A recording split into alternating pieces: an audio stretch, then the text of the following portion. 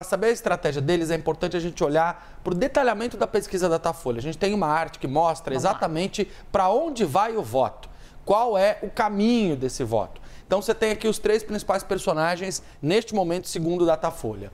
O Ricardo Nunes tem uma rejeição pequena perto dos outros candidatos, de 21%. E aí eu estava conversando com a equipe da campanha do Guilherme Boulos, por exemplo, que estavam dizendo que o voto no Ricardo Nunes não é um voto emocionado, não é um voto amoroso, é um voto silencioso.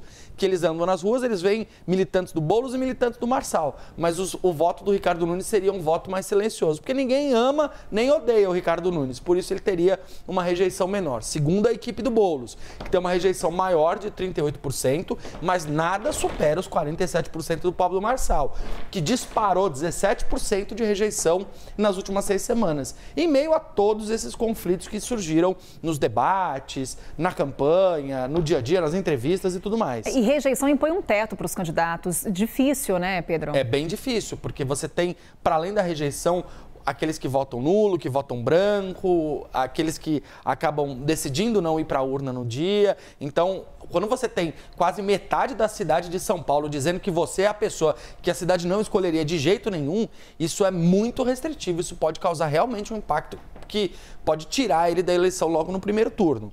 O voto evangélico, olha só como ele está dividido, 32% para o Ricardo Nunes, 26% para o Pablo Marçal e 15% para o Guilherme Boulos. Esse é um voto que ainda está disperso. Por que ele é mais importante que o voto católico? Porque o evangélico tem mais hábito de votar em bloco do que o católico. O católico vota mais individualmente, segundo as pesquisas. O evangélico é seguido pelos líderes e o Nunes está tentando se aproximar dessas pessoas, desses líderes, para buscar esse voto evangélico. E aí, eu vou lembrar daquela tua apuração com relação ao pastor Silas Malafaia. Pois é, que vem batendo firme no Pablo Marçal. Todo dia ele manda um WhatsApp. Eu recebo aqui a farsa do Pablo Marçal, nós vamos revelar. E ele é uma das pessoas que tem peso nessas lideranças evangélicas. E o quanto a campanha de Pablo Marçal segurou uma reação?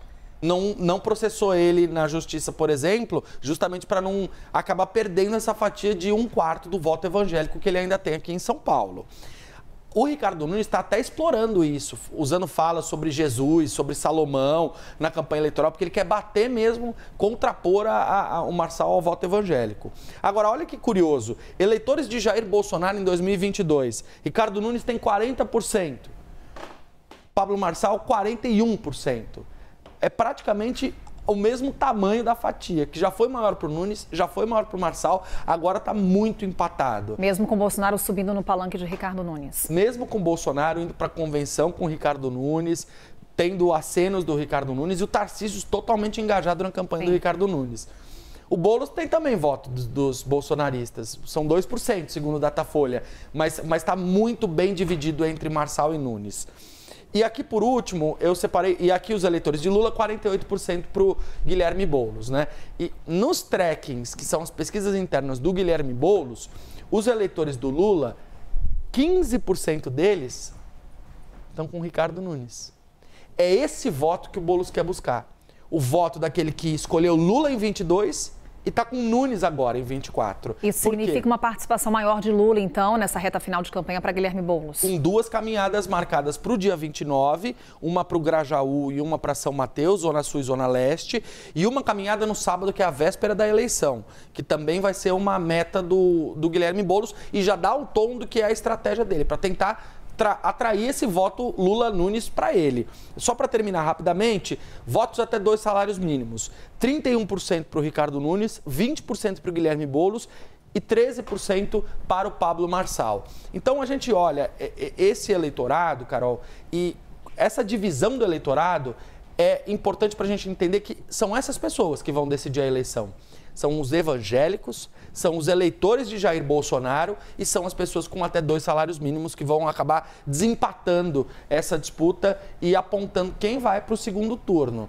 Agora, tem grandes desafios para o Pablo Marçal para ele tentar chegar no segundo turno, porque o que as pesquisas estão indicando hoje é que o cenário mais provável é esse aqui.